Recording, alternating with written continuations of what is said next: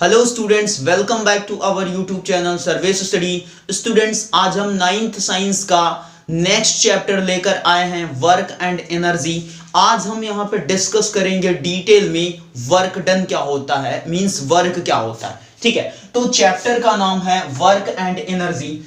Students, सबसे पहले हमको यहाँ पे बात करनी है वर्क की, कि वर्क होता क्या है। अगर डेली लाइफ के एग्जाम्पल्स को हम ऑब्जर्व करें तो जैसे कि मान लो कि एक मैन है और वो 10 किलोग्राम का मास लेकर के अर्थ सरफेस पे खड़ा है। उस मैन के लिए वो 10 किलोग्राम मास जो है वो बहुत ही ज्यादा क्या है, हैवी है। अब वो खड़ा है, अगर वो कंटिन्यू खड़ा रहेगा आई थिंक 10 to 20 मिनट्स तक, तो उसको कैसा फील होगा, टायर्डनेस फील होगी। ठीक है, उसको थकान जैसा फील होगा। अब क्या मैं यहां पे कह सकता हूं कि वर्क हो रहा है? वर्क नहीं हो रहा है स्टूडेंट्स, उसकी एनर्जी तो लॉस हो रही है। ठीक है, उसकी जो ताकत है वो तो खत्म हो रही है, लेकिन यहां पे वर्क नहीं हो रहा है।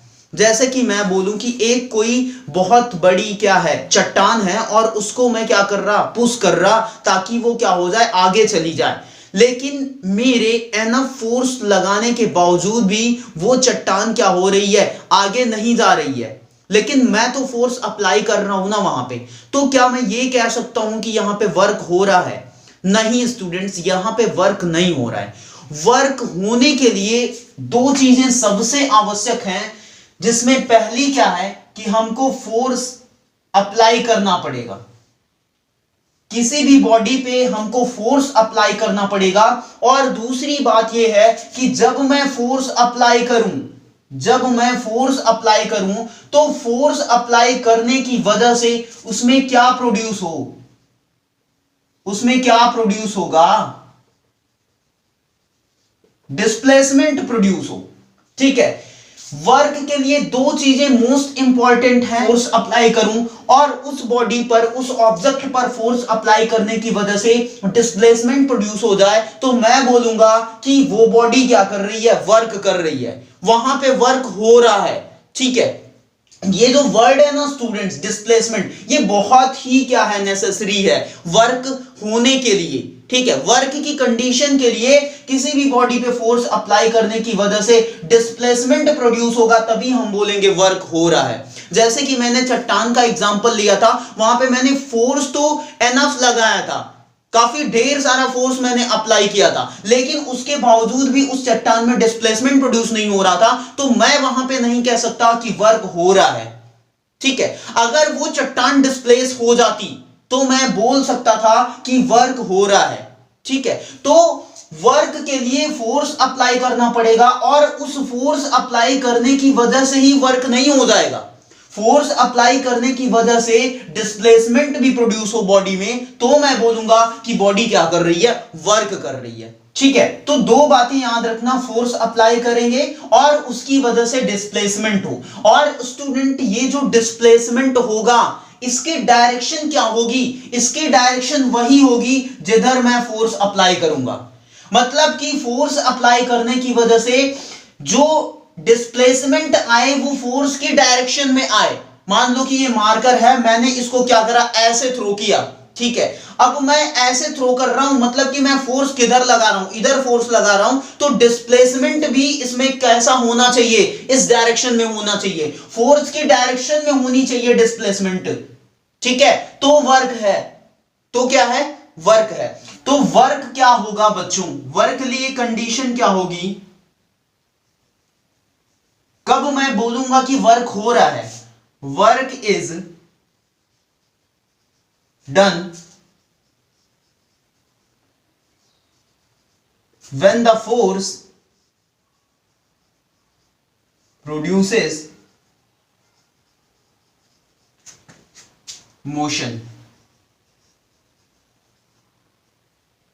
ठीक है, मतलब कि वर्क हो रहा है ऐसा मैं तब बोल सकता हूं जब जो फोर्स बॉडी या ऑब्जेक्ट पे अप्लाई किया गया है वो क्या प्रोड्यूस करे, वो मोशन प्रोड्यूस करे। ठीक है, मींस उसमें क्या आए, मोशन आ जाए, मतलब वही बात कर रहा है, डिस्प्लेसमेंट हो। ठीक है, तो ये बात भी ध्यान देनी है आपको कि जो फोर्स अप्लाई किया जाए बॉडी पे, उसमें जो डिस्प्लेसमेंट आएगा वो फोर्स की डायरेक्शन में डिस्प्लेसमेंट आएगा। ठीक है, अब ऐसा तो है नहीं किसी भी बॉडी को मैं फोर्स लगा के इधर पुल कर रहा तो डिस्प्लेसमेंट उधर हो जाएगा, ऐसा तो पॉसिबल है नहीं। डिस्प्लेसमेंट किधर होगा, फोर्स की डायरेक्शन में होगा। ठीक है, वर्क डन को मैं एक और तरीके से डिफाइन कर सकता हूं, कैसे? Work done is equal to product of the force exerted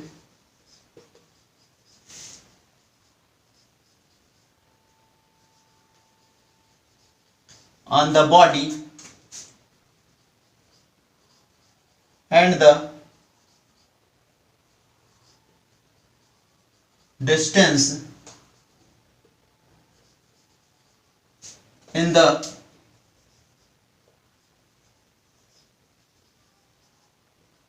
direction of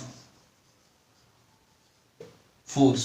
ठीक है, यहां पे क्या कहा जा रहा है स्टूडेंट्स की वर्क डन जो होगा वो इक्वल टू होगा, किसके इक्वल होगा? प्रोडक्ट ऑफ फोर्स, बॉडी पे जो फोर्स लगा रहे हैं और फोर्स लगाने की वजह से बॉडी जो डिस्टेंस कवर कर रही है फोर्स की डायरेक्शन में, उनके प्रोडक्ट के इक्वल होगा क्या? वर्क डन होगा। ठीक है, फिर से समझना कि जो वर्क डन होगा वो इक्वल टू होगा बॉडी पर अप्लाई किए गए फोर्स और फोर्स अप्लाई करने की वजह से बॉडी जो फोर्स की डायरेक्शन में डिस्टेंस कवर कर रही है उसके प्रोडक्ट के। ठीक है, अब बच्चों यहां पे आपको एक कंफ्यूजन आ रही होगी कि सर आपने यहां पे डिस्टेंस लिखा है और यहां पे आप पहले ही बोल चुके कि वर्क के लिए क्या चाहिए, वर्क डन होने के लिए फोर्स अप्लाई करो और उससे भी ज्यादा जरूरी है कि उसमें डिस्प्लेसमेंट प्रोड्यूस हो जाए। ठीक है, तो distance in the direction of force, distance with direction है क्या स्टूडेंट्स? वो है तो डिस्प्लेसमेंट ही ना। तो चाहे तो आप ये बोल दो कि फोर्स अप्लाई करने की वजह से फोर्स के डायरेक्शन में डिस्टेंस कवर करे कोई भी बॉडी, या तो फिर आप ये बोल दो कि फोर्स अप्लाई करने की वजह से उसमें डिस्प्लेसमेंट प्रोड्यूस हो जाए। ठीक है, दोनों ही सेम बातें हैं। तो स्टूडेंट्स यहां से वर्क डन का फॉर्मूला क्या आता है? वर्क डन को W से रिप्रेजेंट करेंगे। W is equal to force into distance in the direction of force। ठीक है, या तो फिर आप लिख सकते हो W is equal to force into displacement. ठीक है, चाहे आप S लिख लो चाहे D लिख लो, लेकिन ये होगा क्या? ये डिस्प्लेसमेंट है स्टूडेंट्स, फोर्स इंटू डिस्प्लेसमेंट है ये। ठीक है, या तो फिर distance in the direction of force बोलो, पूरा सेंटेंस बोलो, या फिर फोर्स इनटू डिस्प्लेसमेंट बोलो। तो वर्क का जो फॉर्मूला आ रहा है यहां से ना, that is work is equal to force into displacement आ रहा है। अगर वर्क के यूनिट की बात करें स्टूडेंट्स तो फोर्स की यूनिट क्या हो जाएगी? यूनिट ऑफ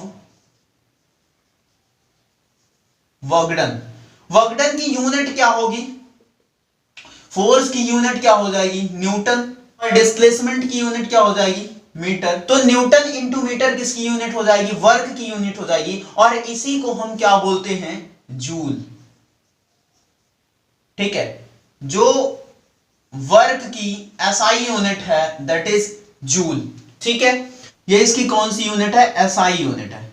ठीक है, एक न्यूमेरिकल कर लेते हैं स्टूडेंट्स। कह रहा है कि how much work is done by a force of 30 newton in moving an object through a distance of 4 metre in the direction of force. ठीक है, कह रहा है कि वर्क डन कैलकुलेट करो जब उस ऑब्जेक्ट पे 30 न्यूटन का फोर्स अप्लाई किया जा रहा है और वो ऑब्जेक्ट फोर्स के डायरेक्शन में 4 मीटर डिस्टेंस कवर कर देती है। ठीक है, अब बच्चों यहां पे आप ध्यान दे पा रहे होंगे कि जो मैंने अभी बताया कि डिस्टेंस 4 मीटर कवर कर रहा है इन द डायरेक्शन ऑफ फोर्स, तो फाइनली ये है क्या?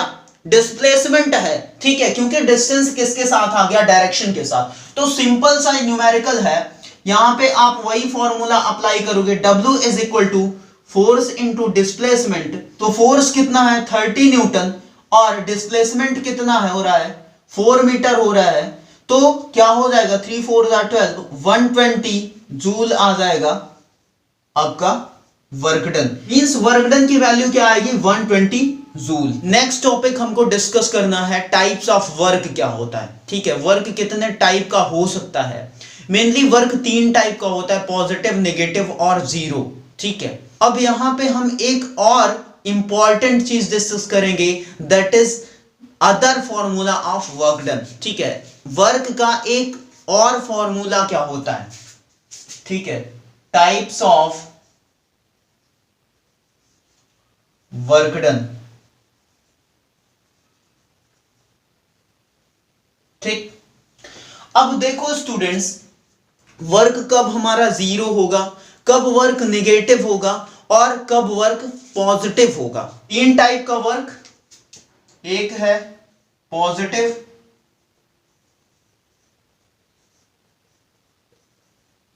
वर्क डन, फिर है नेगेटिव वर्क डन,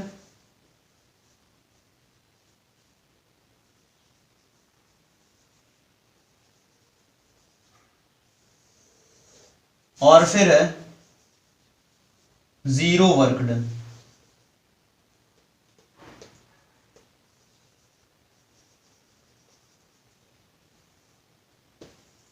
ठीक, वर्क डन पॉजिटिव कब होगा स्टूडेंट्स, मान लो कि कोई बॉडी है वो मोशन कर रही है, कोई बॉडी है, एक कार है मान लो, और ये इस डायरेक्शन में क्या कर रही है, मोशन कर रही है, इस डायरेक्शन में मोशन कर रही है। अब फोर्स इस पे मैं लगा दूं इसी डायरेक्शन में मैंने क्या कर दिया, फोर्स अप्लाई कर दिया। जिस डायरेक्शन में बॉडी मोशन कर रही थी उसी डायरेक्शन में मैंने फोर्स अप्लाई कर दिया, तो उस केस में जो वर्क डन आएगा वो कैसा हो जाएगा, पॉजिटिव वर्क डन हो जाएगा, पॉजिटिव हो जाएगा। मतलब कि जब किसी मूविंग बॉडी पे फोर्स अप्लाई किया जाए उस डायरेक्शन में, जिस डायरेक्शन में बॉडी क्या कर रही है, मोशन कर रही है, तो उस केस में जो वर्क डन आएगा that is positive work done. बात करें अगर नेगेटिव वर्क डन की, तो मान लो एक अगेन यहां पे क्या है, गाड़ी है और वो इस डायरेक्शन में क्या कर रही है, मोशन कर रही है। उसके मोशन करने की डायरेक्शन जो है वो किधर है, ये है, इस डायरेक्शन में मोशन कर रही है, और मैं फोर्स अप्लाई कर दूं किधर, इस पे मैं फोर्स अप्लाई कर दिया इस डायरेक्शन में, इस डायरेक्शन में मैंने फोर्स अप्लाई कर दिया। तो इस डायरेक्शन में फोर्स अप्लाई करने का मतलब क्या है, ये जो फोर्स होगा वो बॉडी की मोशन को क्या करेगा, अपोज करेगा, बॉडी की मोशन को अपोज करेगा। ठीक है, मान लो कि एक आदमी है और वो क्या कर रहा है, कार को इस डायरेक्शन में क्या कर रहा है, धकेल रहा है, और मैं उधर से फोर्स लगा दूं अपोजिट डायरेक्शन में, तो वहां पे जो वर्क डन होगा वो नेगेटिव हो जाएगा स्टूडेंट्स। मतलब कार इधर मोशन कर रही थी, मोशन इस डायरेक्शन में कर रही थी, और मैंने उसके अगेंस्ट में फोर्स अप्लाई कर दिया इस डायरेक्शन में, तो उस केस में जो वर्क डन होगा वो क्या हो जाएगा, नेगेटिव वर्क डन हो जाएगा। ठीक है, जो वर्क डन होगा वो क्या हो जाएगा, नेगेटिव हो जाएगा।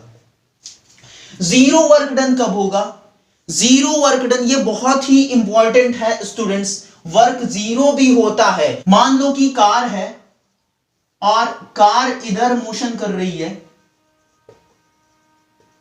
कार के मोशन करने का डायरेक्शन ये है, इस डायरेक्शन में जैसे पहले मोशन कर रही थी, और एक फोर्स जो अप्लाई किया जाए इस कार पे वो उसके मोशन के डायरेक्शन के राइट एंगल हो।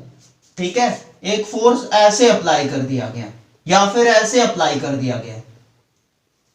ठीक है, तो इस केस में जो वर्क डन हो जाएगा वो कितना हो जाएगा, जीरो हो जाएगा।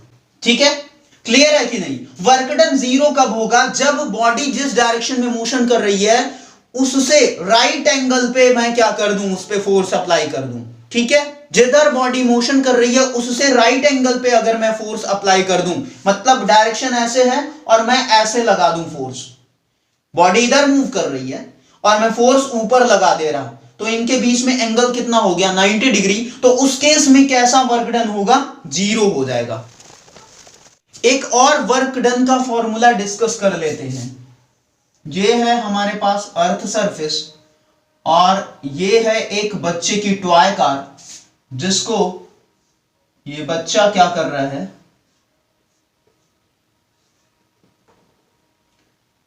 ये बच्चा इसको खींच रहा है, ये बच्चा इसको खींच रहा है। अब यहां पर इसके खींचने के डायरेक्शन और अर्थ सरफेस के डायरेक्शन में जो एंगल है वो थीटा बन रहा है, थीटा। ये बस एंगल का नोटेशन है, आप ए बी सी किसी से भी रिप्रेजेंट कर सकते हो, ठीक है। तो मान लो कि क्वेश्चन दिया है कि एक बच्चा है वो अपनी टॉय कार को ऐसे खींच रहा है, थीटा एंगल बना के खींच रहा है, और टॉय कार ऐसे मूव कर रही है, ऐसे टॉय कार मूव कर रही है, ये उसके मोशन का डायरेक्शन है, और इधर उस पे क्या किया जा रहा है, फोर्स अप्लाई किया जा रहा है, ये उसके मोशन का डायरेक्शन है, ठीक है, डायरेक्शन ऑफ मोशन, ठीक है। अब थीटा एंगल भी दिया है, इस केस में आप क्या करोगे, कैसे वर्क डन कैलकुलेट करोगे, तो इस केस में जो वर्क डन का फॉर्मूला होगा, work done is equal to force into displacement cos theta आ जाएगा, कॉस थीटा आ जाएगा, एफ डी कॉस थीटा, यहां पे क्या आ जाएगा, वर्क डन का फॉर्मूला, मतलब कि इस फॉर्मूले से हम कैलकुलेट कर पाएंगे वर्क डन, ठीक है। जो भी एंगल दिया है उसका कॉस ले लेंगे, ठीक है। फॉर एग्जाम्पल मान लो कि एक बॉय है, एक लड़का है, वो 10 न्यूटन का फोर्स अप्लाई कर रहा है। 10 न्यूटन का फोर्स अप्लाई करने की वजह से जो उसकी कार में डिस्प्लेसमेंट आ रहा है वो कितना आ रहा है, 3 मीटर का डिस्प्लेसमेंट आ रहा है, और उन दोनों के बीच का जो एंगल दिया है वो दिया है 45 डिग्री, वो दिया है 45 डिग्री। अब आपसे कह रहा है कि वर्क डन कैलकुलेट करो, तो क्या फॉर्मूला अप्लाई करोगे, एफ डी कॉस थीटा, तो फोर्स कितना है 10, डिस्प्लेसमेंट कितना हो रहा है 3, और कॉस थीटा की वैल्यू है 45 डिग्री, तो ये कितना हो जाएगा 30 इंटू कॉस 45 की वैल्यू होती है 1/√2, तो यहां से कितना आ जाएगा 30/√2, और ये हो जाएगा 30 इंटू √2/√2, अगेन √2, रैशनलाइज कर देंगे तो ये कितना आ जाएगा 30√2/2, यह आ जाएगा 15√2, √2 की वैल्यू भी आप पुटअप कर सकते हो, ठीक है। तो जो वर्क डन की वैल्यू आ रही है दैट इज 15√2 जूल आ रही है, ठीक है, कितनी आ रही है 15√2 जूल आ रही है। तो जब ऐसी बात करें, जब आपको थीटा दिया हो, फोर्स और डिस्प्लेसमेंट के साथ साथ थीटा की वैल्यू दी हो, उस केस में आप ये फॉर्मूला अप्लाई करके वर्क डन कैलकुलेट करोगे, ठीक है। अगर मैं यहां से पॉजिटिव, नेगेटिव और जीरो वर्क को डिफाइन करूं तो कर सकता हूं, कैसे, अगर मान लो थीटा की वैल्यू हमारे पास कितनी है 30 है, या फिर 45 है, या फिर 60 है, अगर ये सारी वैल्यूज रहेंगी थीटा की, तो जो वर्क डन होगा वो कैसा हो जाएगा, पॉजिटिव हो जाएगा, ठीक है। अरे सर ये तो समझ में नहीं आ रहा है, मतलब कि जो थीटा हो, जो थीटा हो वो क्या हो, लेस देन 90 डिग्री हो, जो थीटा की वैल्यू हो वो लेस देन 90 डिग्री हो। अगर 90 डिग्री से कम रहेगा थीटा, तो जो वर्क डन होगा वो कितना हो जाएगा, पॉजिटिव हो जाएगा। बच्चों 90 से कम थीटा क्यों बोल रहा हूं, क्योंकि जब 30, 45 या 60 रहेगा ना थीटा की वैल्यू, तो ही जो कॉस थीटा की वैल्यू आएगी वो कुछ वैल्यू आएगी, जीरो नहीं होगी, निगेटिव नहीं होगी ओवरऑल कॉस थीटा की वैल्यू,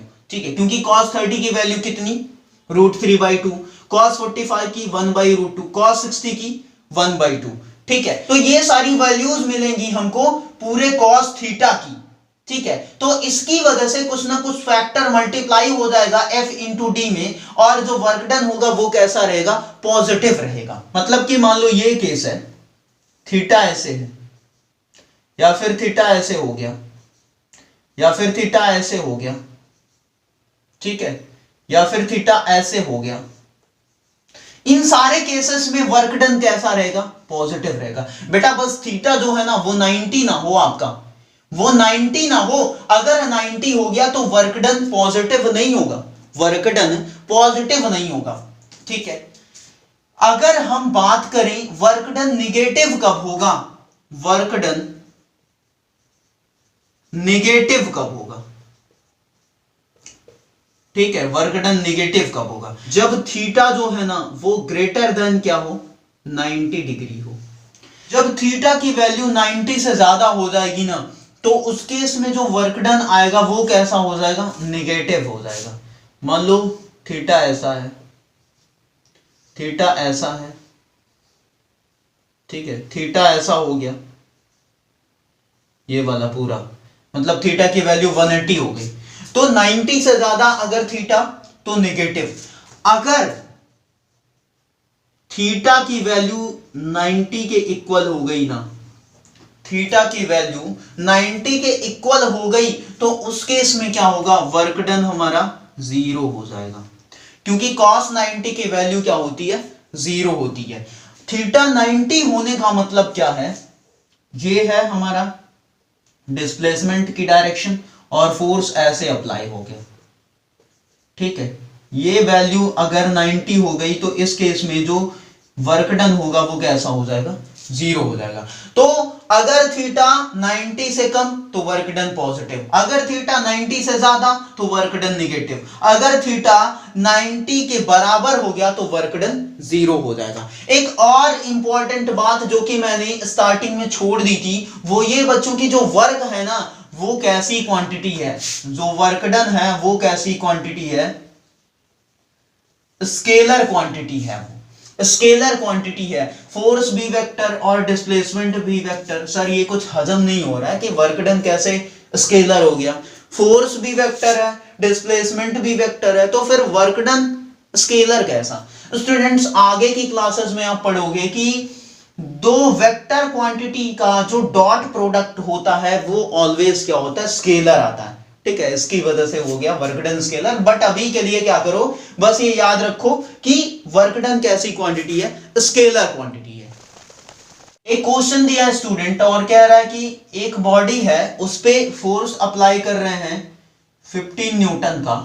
15 न्यूटन का फोर्स अप्लाई करने की वजह से बॉडी डिस्प्लेस हो जा रही है, कितना, 5 मीटर डिस्प्लेस हो जा रही है, ठीक है। और दोनों के बीच का जो एंगल दिया है वो दिया है कितना, 60 डिग्री दिया है, ठीक है। ये है फोर्स, ऐसे अप्लाई किया गया, ये फोर्स है, ये डिस्प्लेसमेंट की डायरेक्शन, और इनके बीच में जो थीटा दिया है वो कितना दिया है स्टूडेंट्स, 60 डिग्री दिया है। इस केस में वर्क डन कैलकुलेट करना है।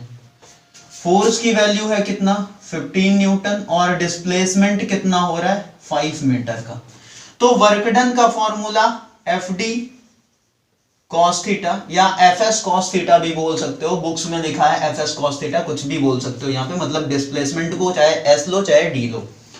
तो फोर्स कितना है, 15 न्यूटन, डिस्प्लेसमेंट कितना है, 5 मीटर, और कॉस थीटा की वैल्यू है 60।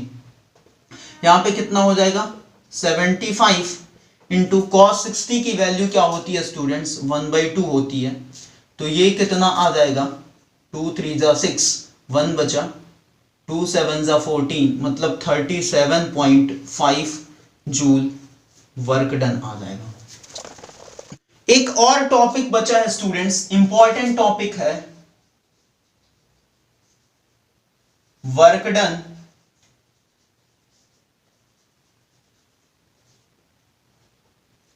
Against the gravity.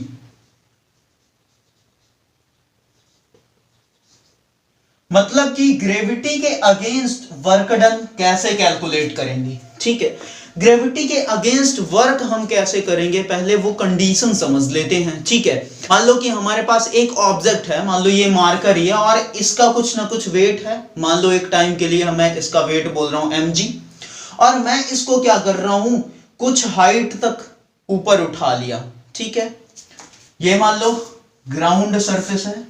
ठीक है, ये क्या है, अर्थ सरफेस है, और एक ऑब्जेक्ट को यहां से उठाया जा रहा है। एक मान लो ब्लॉक है और इस ब्लॉक को यहां से यहां ले जाया जा रहा है। ठीक है, ये हाइट है कितना, h हाइट तक, h हाइट तक इस ब्लॉक को ले जाया जा रहा है, और इस ऑब्जेक्ट का जो वेट है वो क्या है, mg है। अब वेट इस ऑब्जेक्ट का किधर काम करेगा, बताओ स्टूडेंट्स थोड़ा सा। इसका जो वेट होगा वो नीचे के डायरेक्शन में काम करेगा कि नहीं करेगा, करेगा ना। ठीक है, ऐसा तो नहीं है कि ऊपर लगने लगेगा।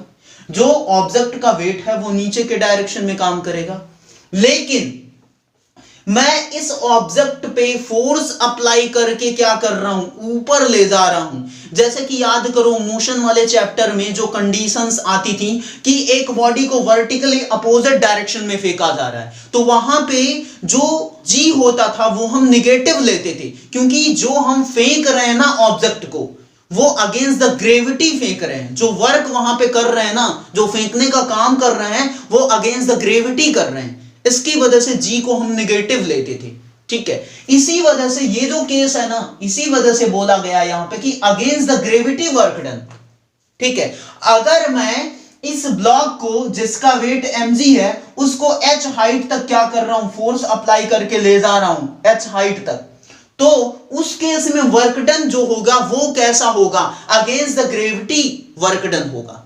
ठीक है, क्योंकि इसका जो वेट है वो किधर काम करेगा, अर्थ सरफेस की तरफ। मतलब कि अर्थ क्या करेगी, इसको पुल करेगी फोर्स अप्लाई करके, ग्रेविटी। ठीक है, ग्रेविटी की वजह से ये ऑब्जेक्ट नीचे के डायरेक्शन में खींचा जाएगा, लेकिन मैं इस पे उससे ज्यादा फोर्स अप्लाई करके इसको h हाइट तक ले जा रहा हूं। तो जो मैं वर्क कर रहा हूं ना वो कैसा है, अगेंस्ट द ग्रेविटी है। जो वर्क डन यहां पे हो रहा है वो अगेंस्ट द ग्रेविटी है, और इस केस में जो हम वर्क डन कैलकुलेट करेंगे वो कैसे कैलकुलेट करेंगे, वर्क डन। अच्छा, वर्क डन का जो फॉर्मूला होता है वो क्या होता है स्टूडेंट्स, फोर्स इनटू डिस्प्लेसमेंट, या फिर आप बोल सकते हो कि distance in the direction of force. ठीक है, एक ही बात है। अब ये बताओ इस ऑब्जेक्ट पे फोर्स कौन सा लगेगा, उसका वेट mg नीचे की तरफ काम करेगा कि नहीं करेगा। ठीक है, तो यहां पे जो फोर्स लगेगा वो क्या हो जाएगा, उसका weight means mg into displacement जो होगा स्टूडेंट्स, वो ऑब्जेक्ट किस साइड में डिस्प्लेस किया जा रहा है, ऊपर h हाइट तक मैं उसको डिस्प्लेस कर रहा हूं, h हाइट पर मैं ले जा रहा हूं। ठीक है, तो यहां पे डिस्प्लेसमेंट क्या होगा, h होगा। तो वर्क डन का फाइनल जो रिजल्ट आएगा वो क्या आ जाएगा, mgh। ठीक है, तो जब भी work done against the gravity होगा उस केस में हम वर्क डन कैसे कैलकुलेट करेंगे, इस फॉर्मूले से कैलकुलेट करेंगे। Work done is equal to mgh। ठीक है, एक क्वेश्चन दिया स्टूडेंट्स की calculate the work done in lifting 300 kg of water through a vertical height of 7 metre, और g की वैल्यू दिया है 10 मीटर पर सेकंड। ठीक है, अब बच्चों यहां पे क्या कह रहा है कि 300 किलोग्राम वाटर को लिफ्ट किया जा रहा है, खींचा जा रहा है वर्टिकल हाइट 7 मीटर तक। ठीक है, तो उस केस में वर्क डन कैलकुलेट करना है। तो वर्क डन का फॉर्मूला क्या होगा स्टूडेंट, यहां पे W is equal to mgh। ठीक है, अब स्टूडेंट वर्क डन क्या हो जाएगा, मास कितना दिया है वाटर का 300 किलोग्राम, और g की वैल्यू दिया है 10, और कितनी हाइट तक वाटर को लिफ्ट किया जा रहा है 7 मीटर तक। तो कितना हो जाएगा ये 3 7 जा 21,000 जूल। ठीक है, जो वर्क डन की वैल्यू आ जाएगी वो कितनी आ जाएगी, 21,000 जूल आ जाएगी। ठीक है।